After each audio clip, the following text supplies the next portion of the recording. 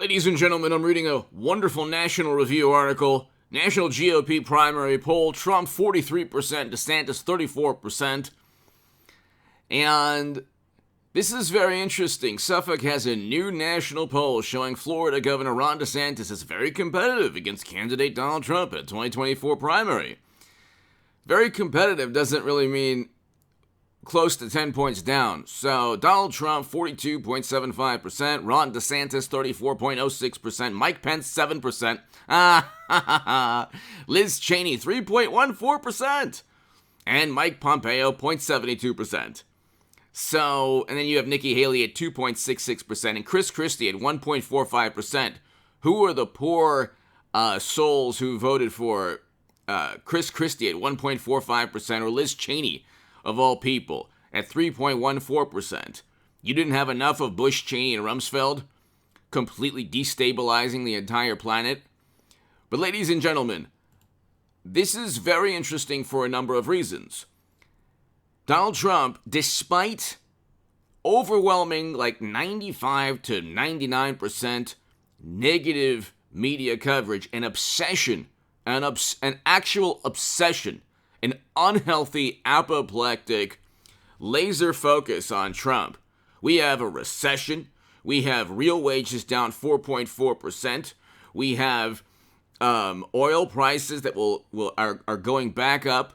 Inflation is 9.1%. Real wages are down 4.1%. We're in a recession with contracting GDP, and all they're focusing on is what Trump possibly did in terms of crimes, and they can't find a crime. With Democrats, you can find a crime. Not a problem. Ask Hunter or Hillary. With Trump, they're trying to find something.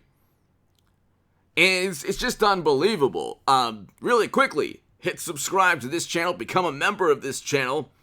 Tomorrow, August 1st, from August 1st until, forever, hopefully, I will have a segment on this channel, 8 a.m. and also 11 a.m. Pacific. So, starting tomorrow, 8 a.m. and 11 a.m. Pacific, be on this channel.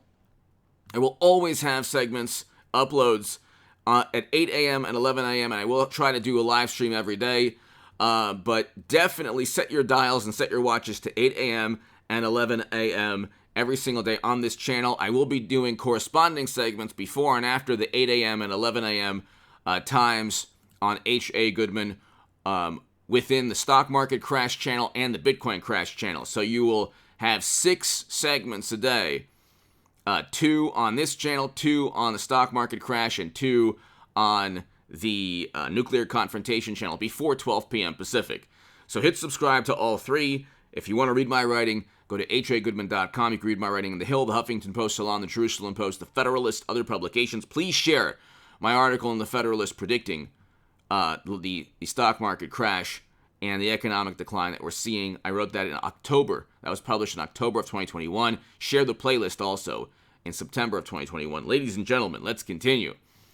But that's important for tomorrow from here on out. So that's why I spent some time on it. Anyway, the reason DeSantis also appears to have more room to grow than Trump. But see, again, when Suffolk asked GOP voters to name their second choice, DeSantis was picked by a plurality.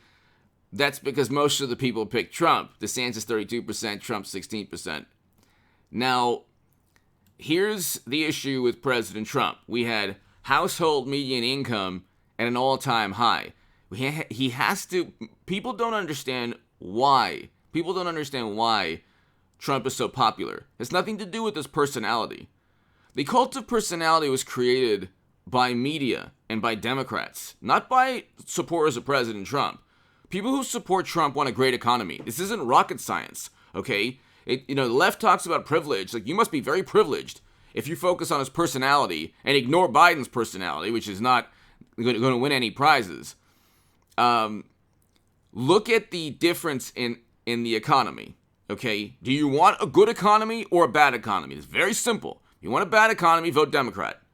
We see it. We're in a recession right now. The gross domestic product, GDP, is contracted. We're in a shrinking economy. Now, the market is going to continue to collapse. Far worse than we're in the first inning of a major collapse. The third quarter is going to be negative also, almost certainly. Okay? There's not going to be any, there's nothing on the horizon that says the economy's rebounding. There's nothing on the horizon that says things are going to get better in terms of not just the stock market, but the economy. The stock market is a completely different animal. It can go up tomorrow and then down 3,000, 4,000 points next month. But you're going to have layoffs. You have real wages already down 4.4%. You have inflation at 9.1%.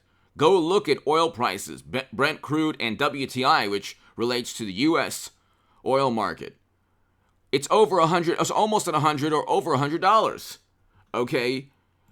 Once you have oil at over $100 per barrel, and Brent was at like 110 the other day, Brent crude, you're going to have a situation where inflation will continue to go up, even if interest rates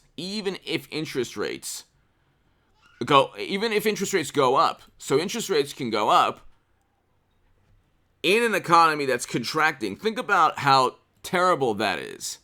You're making it more difficult for businesses to function and for people to borrow money in an economy that's shrinking.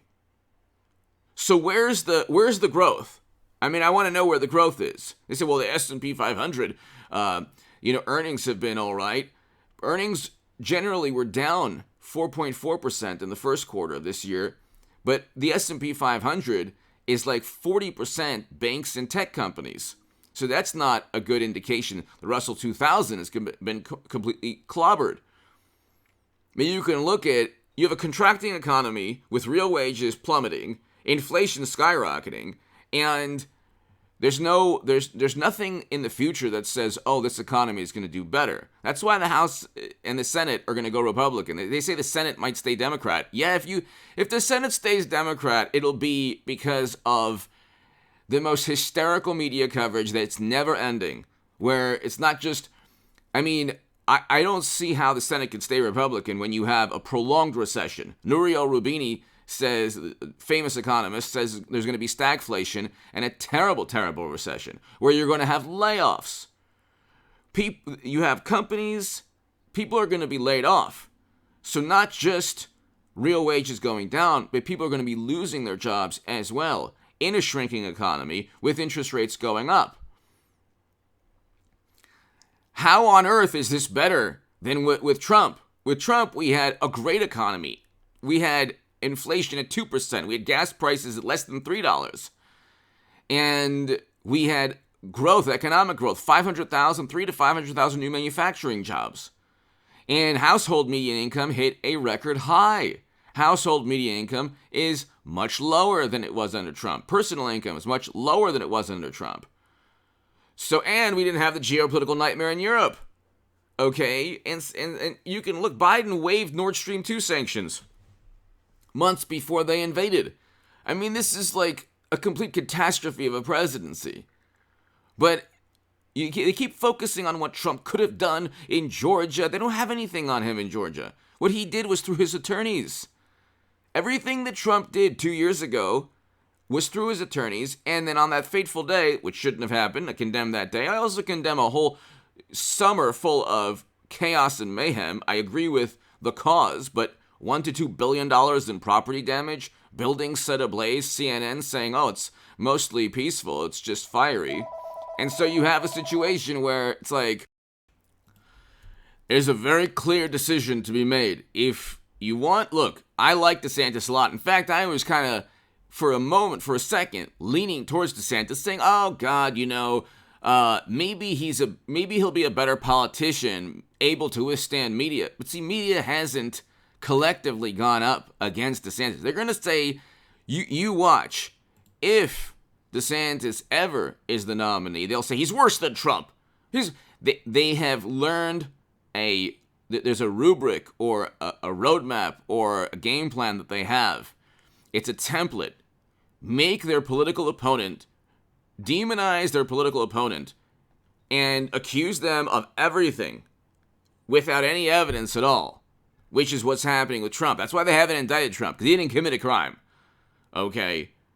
they committed crimes, and then they cover them up because they have everything from media to loyalists within the government. Ask Peter Strzok and Comey and McCabe and Clapper and Brennan. Anyway, give me your thoughts below. Hit subscribe right now. Be here definitely 8 a.m. and 11 a.m. every single day from here on out, starting August 1st. Not today, obviously, but starting August 1st.